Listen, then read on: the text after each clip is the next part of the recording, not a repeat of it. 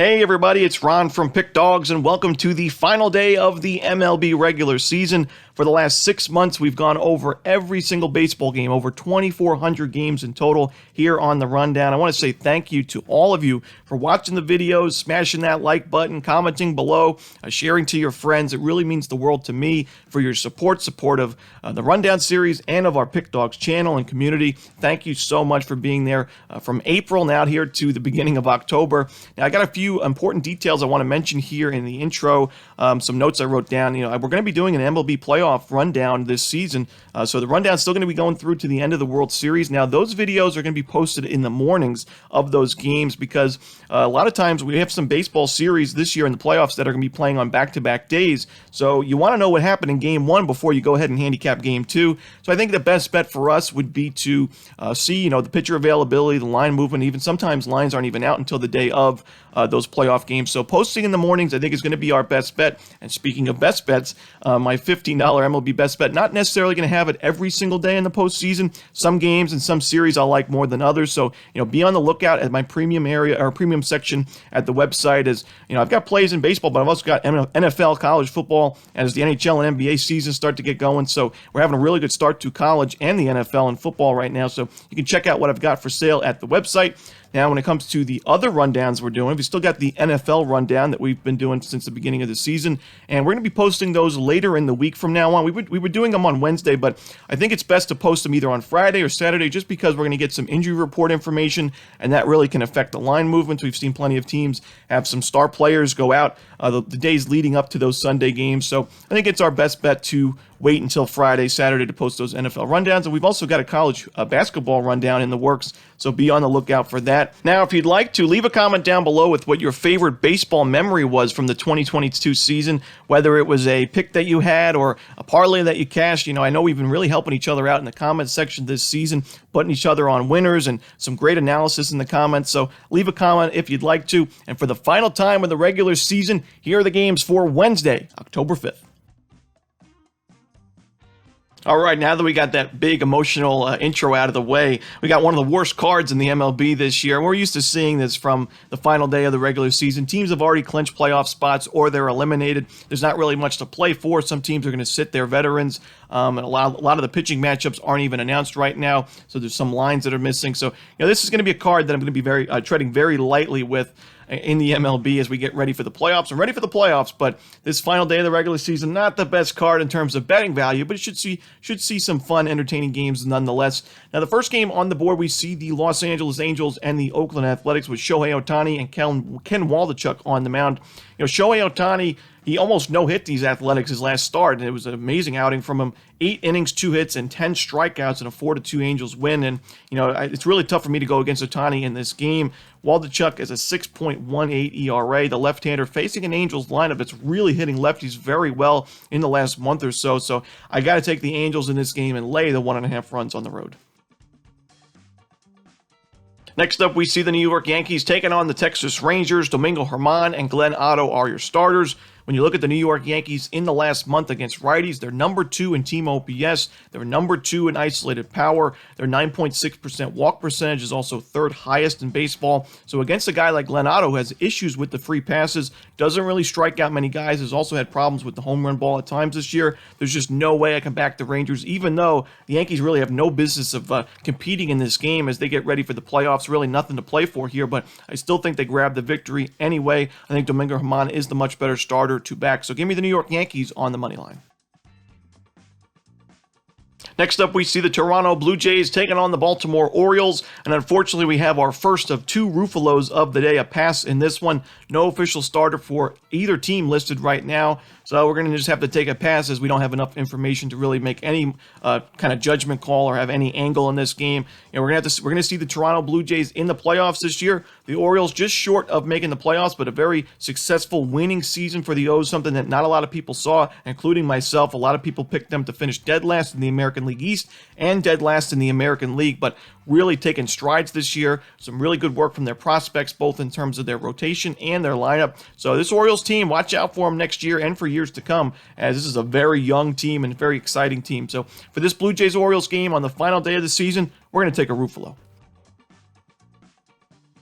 Next up, we see the St. Louis Cardinals taking on the Pittsburgh Pirates. No official starter for the Cardinals right now, but Johan Oviedo projected to go for the Pirates. And Oviedo's actually pitched pretty well with the Pirates in his first few games with his new team, and he pitched pretty well against the Cardinals his last start. 6 innings, 2 earned runs, 4 strikeouts in that one. Now, that was a 2-1 Pirates loss, but I do like Pittsburgh here on the run line, getting the 1.5 runs. They've been competitive against St. Louis down the stretch. You know, the Cardinals, another team kind of in no man's land, as they've already clinched the playoff spot and their division spot, but they're not good enough to catch the Braves or the Dodgers for that bye, or the Braves/Mets, I should say, for the bye in the first round. So they're going to be in the wild card series. So, you know, they haven't really looked like they care too much against the Pittsburgh Pirates thus far. So give me the Pittsburgh Pirates plus the 1.5 runs in this one.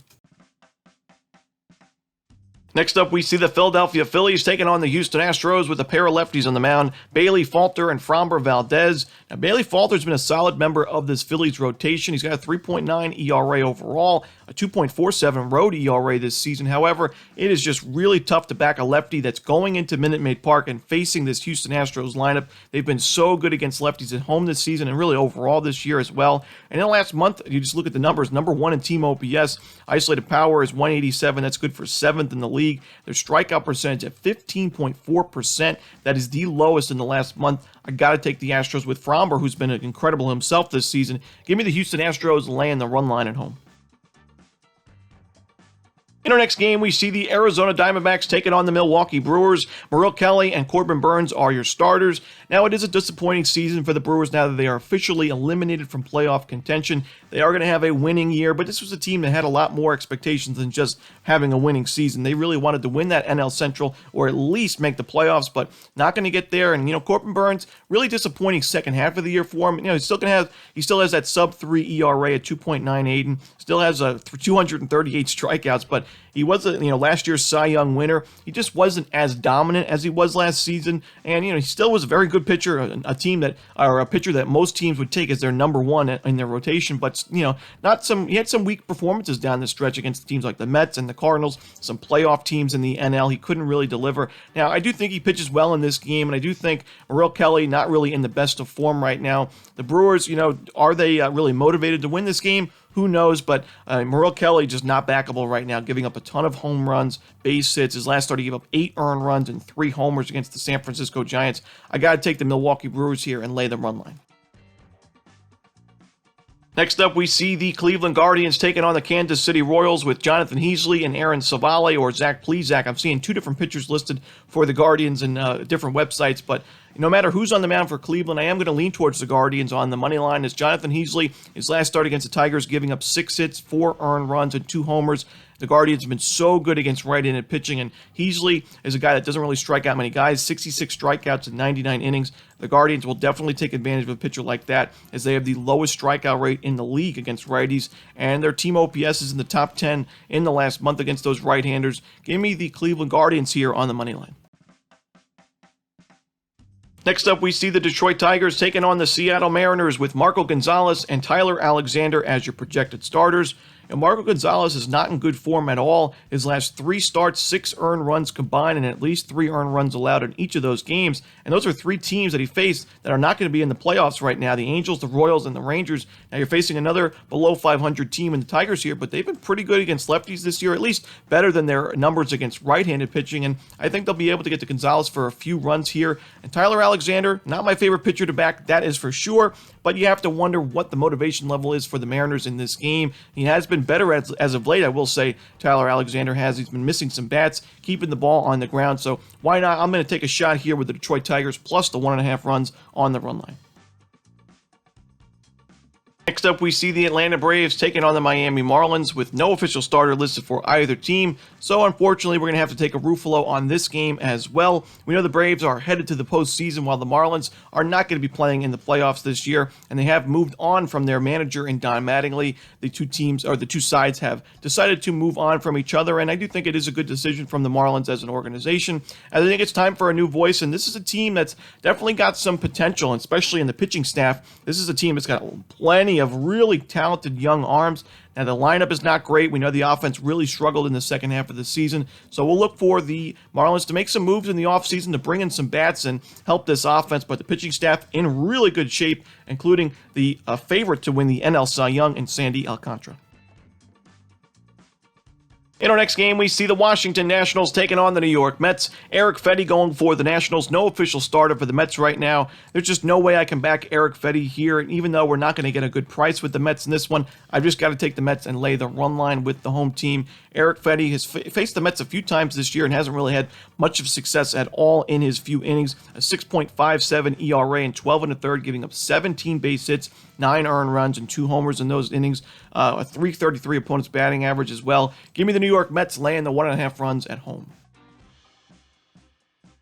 Next up, we see the San Francisco Giants taking on the San Diego Padres with no official starter for the home team, but Alex Cobb going for the Giants. Alex Cobb hasn't been nearly as good on the road as he has been at Oracle Park this season, but I still think as a right-handed pitcher that's had success this year overall, facing a Padres team that's already into the playoffs and a team that hasn't hit righties nearly as well as they've hit lefties, I think it is worth a shot here taking the Giants plus the 1.5 runs, inferring that they're going to be the underdogs in this game as there's no official lineup for this one right now. But when you look at the Padres, 23rd in the league in team OPS and 27th in isolated power against those right-handed pitchers in the last 30 days. So you might as well take the underdog, in my opinion, with the San Francisco Giants. But again, one of the games that I'm probably going to be staying away from altogether. Next up, we see an AL East battle between the Tampa Bay Rays and the Boston Red Sox with Nick Pivetta on the mound for the Red Sox. No official starter for the Rays right now. A slight lean for me to the over in this game as the last 4 games that Pivetta has pitched in all have gone over, and he's not really in great form at all. 4 of those 5 last starts have been a loss for the Red Sox, so maybe a lean for the Rays on the money line, but they really have not been playing well down the stretch of the regular season as they prepare for the playoffs. It's been a disappointing year for the Red Sox, but really because of their rotation and their bullpen, the lineup has done a pretty good job. Bogart's having a good season at the plate. Rafael Devers also another good year from him, and I do think we'll see some runs from both teams in this one, so give me the over in the Rays-Red Sox game. Next up, we see the Cincinnati Reds hosting the Chicago Cubs with Adrian Sampson and Graham Ashcraft as your starters. Now, both of these pitchers just faced each other. Adrian Sampson went 7 innings, 1 earned run, 6 strikeouts against the Reds. The Cubs have won each of the last 4 starts that Sampson's had, and he's had a sub 2.5 ERA away from home this season. While you look on the other side, Graham Ashcraft, his first 2 starts back at the major leagues after his injury, he's given up in 6 2/3 innings combined, 9 earned runs, 14 base hits, and only 3 strikeouts. Give me the Chicago Cubs here on the money line.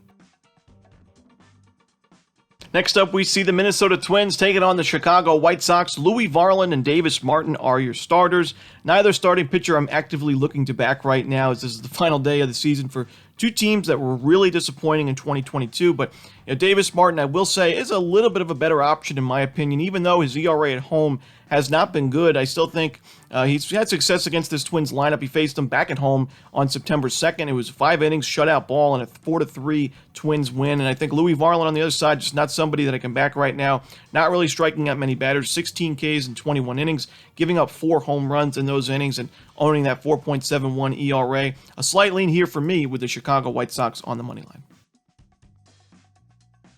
And in our final game of the day and of the regular season, we're going to see Chad Cole and Clayton Kershaw for the Rockies and Dodgers matchup. Got to take the Dodgers here. I'm going to lay 2.5 runs here with LA as the Rockies' numbers against lefties away from home have not been good at all. Chad Cole's numbers and overall this season have not been very good at all. A 6.32 ERA away from home. So surprisingly, even though he's a Coors Field pitcher for the Rockies, most pitchers at Coors don't really fare too well, but he's actually had better numbers at Coors and worse numbers away from home. And I got to take the Dodgers, one of the best lineups in baseball, who just got to Chad Cole for 6 earned runs and a homer in 3 1/3 in the last time he faced them. Give me the Los Angeles Dodgers laying 2.5 runs to end the day and end the season. And that's it for the final day of the MLB regular season. Those are the games for Wednesday, October 5th. Hope you enjoyed this video and the videos this season. If you did, don't forget to smash that like button and leave a comment down below below with your picks and your favorite baseball memory from the 2022 campaign. You can find my best bets at Pickdawgz Premium in baseball and other sports. And I want to thank you again for being supportive of me and the Pickdawgz channel this season in the MLB. As always, this is Ron Romanelli. Don't forget to check out those baseball playoff rundowns. They're going to be posted in the mornings of those games as we're going to try to get the most up-to-date information. As always, this is Ron Romanelli. Good luck.